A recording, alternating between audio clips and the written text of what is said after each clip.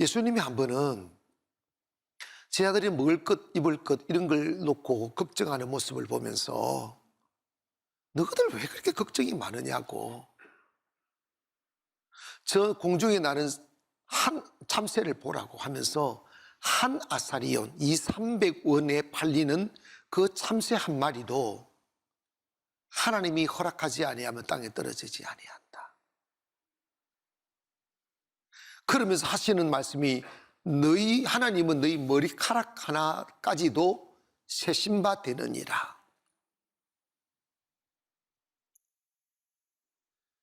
여러분이 인생을 살아가면서 원치 않는 슬픈 이별도 경험하고 내 의도와 관계없이 억울한 누명도 쓰게 되고 그날이 올까봐 이른 새벽에 일어나 땀 흘리며 열심히 일을 하며 사업을 일구어 가는데 원하는 성공은 오지 않고 내리막을 걸을 때도 있어요. 여러분, 사실 인생 살아가면서 당황할 때 많아요. 왜 이러지? 어떻게 이런 일이 나한테 일어날 수 있지? 어떻게 저 사람이 날 잃을 수 있지? 여러 가지 혼돈스러운 일들이 정말 많아요. 그때 우리가 답을 찾는데 하나님이 하시는 일이라고 믿기를 바랍니다. 고백합니다. 이 일도 하나님이 하시는 일입니다. 아멘. 요셉을 생각해 봐요.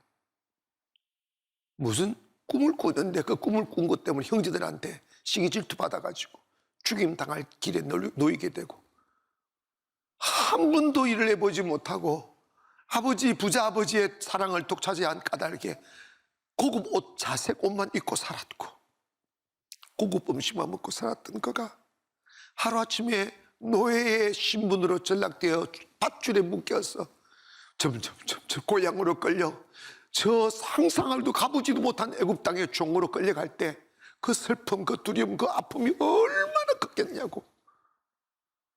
그때 누가 그 고통을 견디겠어요?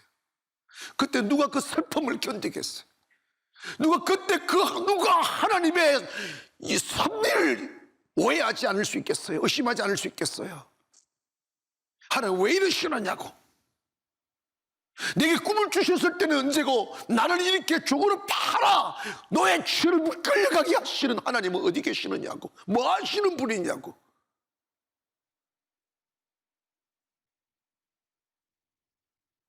근데 여러분, 그것도 하나님이 하시는 일이었어요. 나중에 13년의 눈물겨운 고통의 시간이 지나고 그 국무총리가 되고 형들이 양식을 사러 애굽으로 왔을 때 형들이 그 권자 앞에 위험 있게 앉아있는 그 사람이 자기가 옛날에 팔았던 막내 동생 요셉인 것을 알게 되었습니다. 두려워서 덜덜덜 떨고 있을 때 요셉이 무거운 입을 엽니다. 형들이요. 형들이 그때 나를 팔았던 것을 두려워하지 마세요. 당신들이 나를 판 게 아니라 하나님이 이때를 위하여, 하나님 이 시간을 위하여 나를 미리 보내신 거라고. 따라합시다. 하나님이 하시는 일은 언제나 미래지향적이다. 아멘. 사람은 미래를 보는 눈이 없어요. 이게 한계입니다. 오늘 하나님이 하시는 일은 오늘을 위하여 하는 게 아니에요. 내일을 위하여 하시는 거예요. 내일 다가올 하나님의 축복의 옷을 입게 하시려고, 내일 다가올 믿음의 옷을 입게 하시려고 오늘 나를 외롭게 힘들게 아프게 하는 거지. 그런데 여러분, 우솝 우화에 이런 이야기 있어요. 하루살이와 메뚜기가 놀고 있었어요. 이리 나고 저리 나고 막 즐겁게 게임도 하고 속구장난도 하고 막 하다가 저녁이 되었어요. 메뚜기가 말했습니다. 하루살이야, 오늘 나 정말 즐거웠어. 너 정말 재밌다. 응? 야, 나 이제 너 나 친구 하자.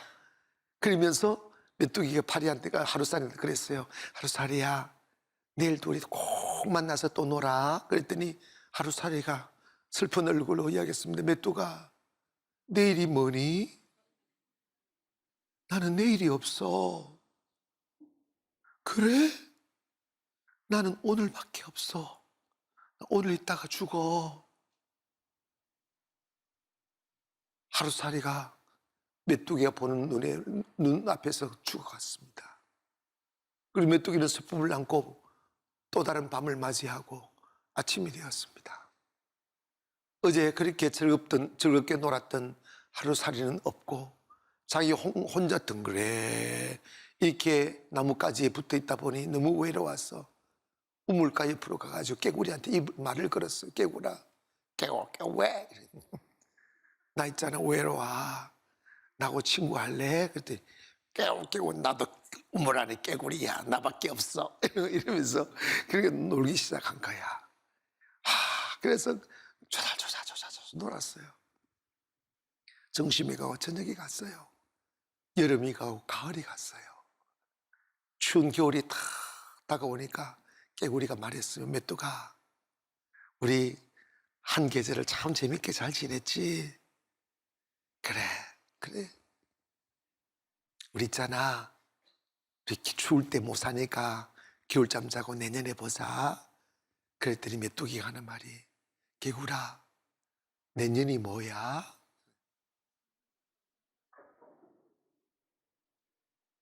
내년? 겨울 지나고 새해가 되는 게 내년이란다. 근데 메뚜기가 말해서, 깨구라, 나는 내년을 몰라. 나는 1년밖에 살지 못해.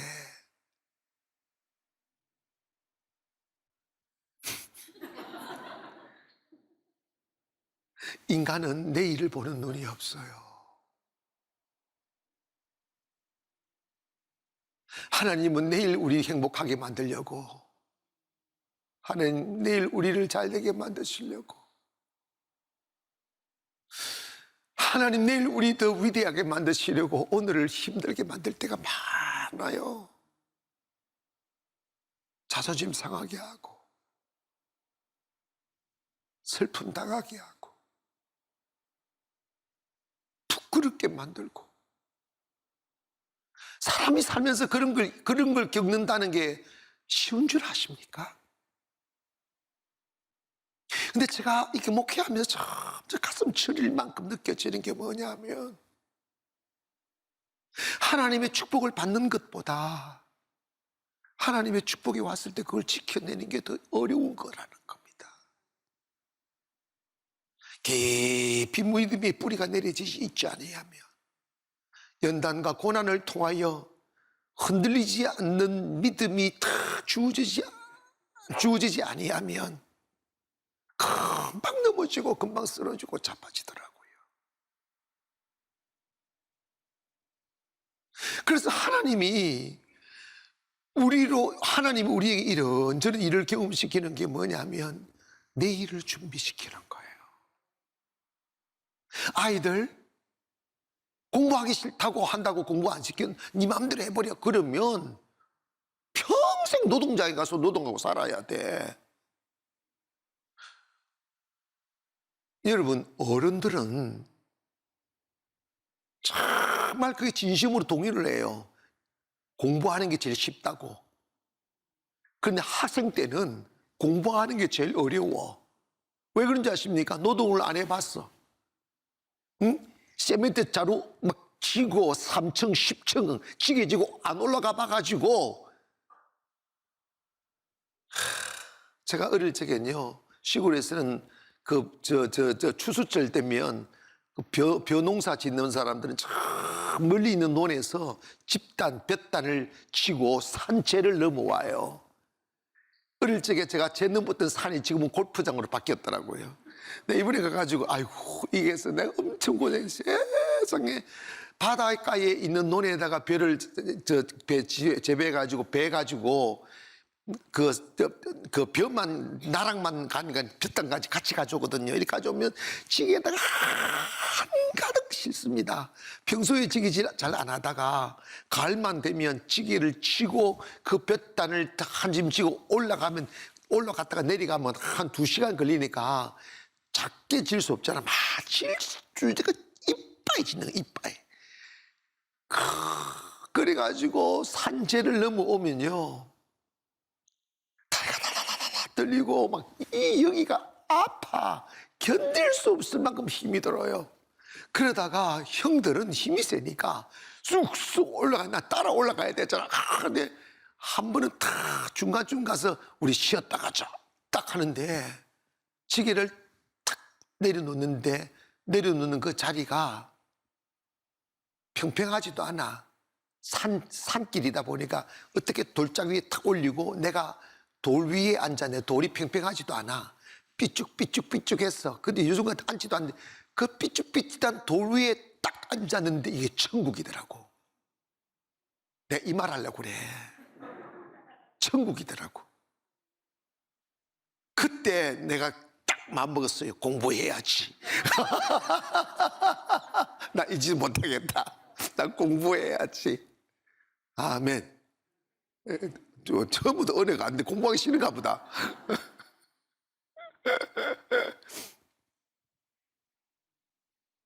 신앙생활도 똑같아요. 여러분, 하나님이 우리 있지 않습니까? 하나님의 영성, 하나님의 성품, 하나님의 은혜, 하나님의 축복은 찌그러진 냄비 위에 담지 않아요. 때 묻은 냄비 위에 담지 않아요. 다담아지고 맑아지고 깨끗해지고 펴지고 이 어떻게 되느냐? 고난을 통하여 만들어지는 거예요. 인내를 통하여 참아내야 돼요. 두 번째로 우리가 기억해야 될 게 뭐냐면 하나님이 하시는 일은 언제나 선하시다는 거예요. 고백합시다. 하나님이 하시는 일은 언제나 선하십니다. 이걸 우리가 일상 말 해피엔딩이 된다는 거예요. 명심하기를 바랍니다.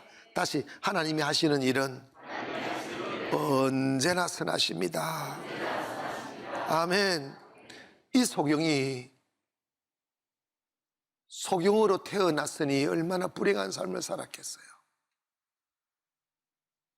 그리고 배경을 보면 가난한 부모인지 몰라 버려진 걸로 여겨지는데 이 글이 저기로 헤매이면서 구글하며 사는 삶이 얼마나 처참하겠어. 아이들로부터 놀림당하고 외면당하고 여기 부딪혀 넘어지고 저기 부딪혀 넘어지고 밤이 되어도 자기 몸 하나 가릴 곳 없는 그런 정말 처절한 불행한 삶을 살았지 않았겠어요. 그런데 주님이 그 불행한 삶을 보시고 이건 그의 죄도 부모의 죄도 아니라 하나님이 하시는 일을 나타내기 위함이다 했는데 예수님이 그를 부르시는 거야.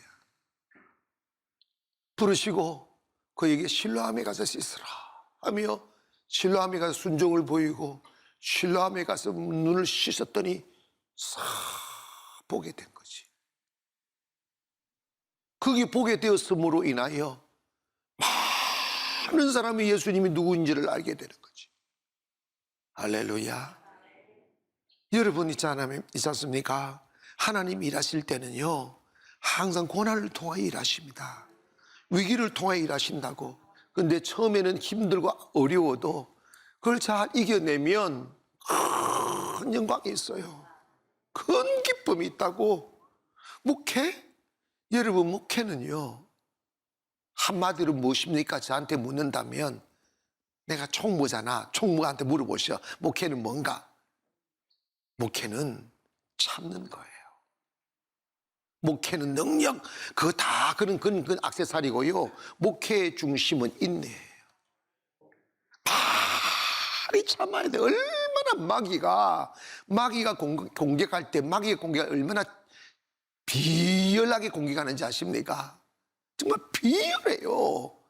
근데 자존심이 강하고 교만한 사람은요 그걸 못 견뎌내요. 못 견디다 보니까 울다가 그냥 그만둘 수밖에 없는 거지. 내가 도저히 못 견디겠다고. 가정도 있지 않습니까? 가정도 이 가정이 교회 기초단위 가정을 하나님의 말씀 위에 행복하게 세우는 것 또한 마귀가 많이 끼어들어요. 그럴 때 여러분 있지 않습니까? 참아야 돼요. 참아야 아름다움이 오는 거야. 한 번은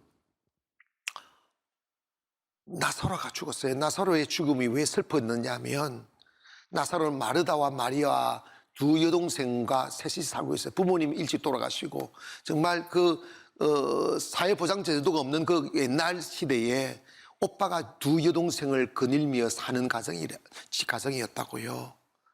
그런데 그 기둥 같은 오빠가 갑작스러운 무엇으로 이런지 죽어버린 거야. 그러니까 온 동네가 슬퍼한 거지.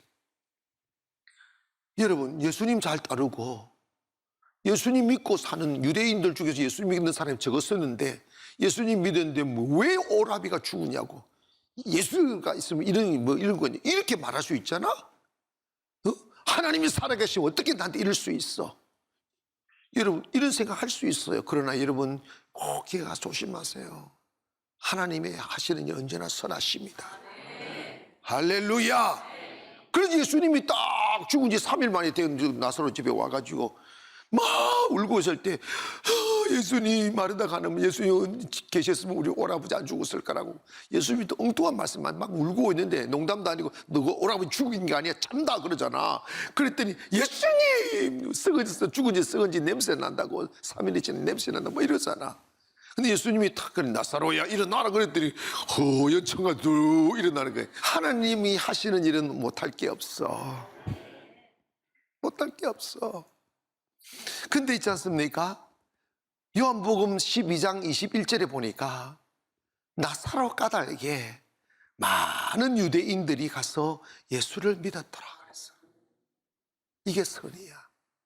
나사로가 죽지 않았고 그리고 살지 않았으면 예수님을 그 고집센 유대인들이 믿지 않을 건데 그 죽은 자를 위기를 주어서 슬픔을 주어서 그 자리에 가셔서 그 죽음을 이기시고 살려버리니까 예수님을 믿더라는 거야. 이게 선이라고.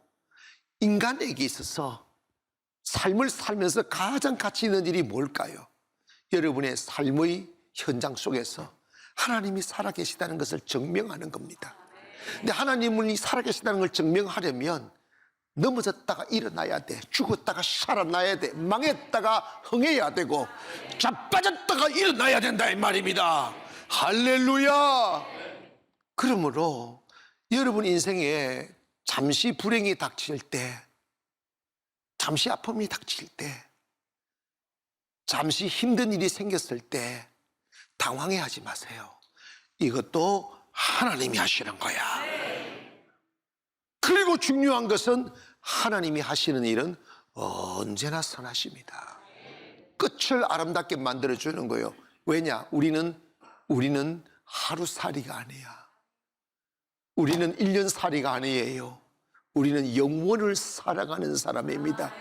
영원한 시간표에 인생을 맞추어 그를 만들어 가시는 거야. 제가 30, 40대 잘 돼봐 있겠어? 산에 가서 살든지 배에 가서 살든지 하나님이 충분히 고생시키고 충분히 울게 만드시고 충분히 자빠지게 만드시고 아이고 저도 진짜 내가 목사가 죽고 싶다라는 말을 하면 안 돼요. 근데 난 한 번 해본 적이 있어요. 그때를 내가 기억해요. 얼마나 근데 요즘에 와서는 나는 그때를 자랑해요. 아시겠어요? 그때가 있었기에 오늘이 있다고. 그러므로 사랑하는 성도 여러분, 우리 예수 믿는 사람은 언제나 하나님의 뜻을 구하며 살아야 돼요. 슬픔 만났을 때 하루살이처럼 하나 슬퍼 이러지 말고 하나님 이 속에 숨은 뜻이 무엇인지 물어야 돼요. 억울한 일을 당했을 때 내가 왜 이런 꼴을 당해야지 이러지 마시고 하나님 이 속에 무슨 하나님 뜻이 계신지 물어야 돼요. 사랑하는 여러분, 신앙생활은 내 뜻대로 살다가 안 되면 하나님의 도움을 청하는 게 아니에요. 신앙생활은 내 뜻을 버리고 하나님의 뜻을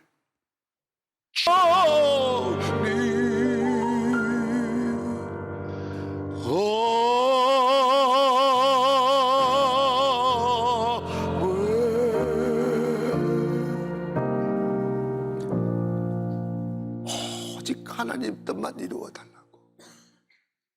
하나님 내 뜻대로 마시고 아버지의 뜻을 이루게 하소서. 내 앞에 다가온 슬픔을 바라보며 하나님의 뜻을 이루어 주소서. 내 앞에 다가온 실패를 바라보며 하나님 이 속에 나타난 하나님 뜻을 이루어 주소서. 사람들로부터 버림받는 그 상처를 앞에 두고 하나님 이 속에 있는 하나님의 뜻을 이루어 주소서. Not my will, 내 뜻 아니고 내 생각 아니고 but your will, 당신의 뜻을 이루소서. 이게 주님 따라가는 사람들의 모습이에요. 왜 내가 이 고통을 당해야 되는데, 내가 왜 이 슬픔을 당해야 돼? 이거 육의 사람이에요. 예수님은 이유에서 십자가의 고통을 당하셨냐고요. 누구나 다 하나님의 뜻을 이루려면 크고 작은 십자가를 져야 되는 순간이 온다고요. 항상 지는 건 아니지만 순간적으로 우리가 그 앞에 섰을 때 내가 피해갈 길을 찾지 말고 내 명예를 회복할 길을 찾지 말고 하나님의 뜻을 이루어 주시옵소서.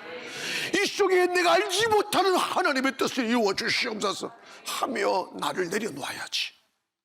참아내야죠. 무릎 꿇어야죠.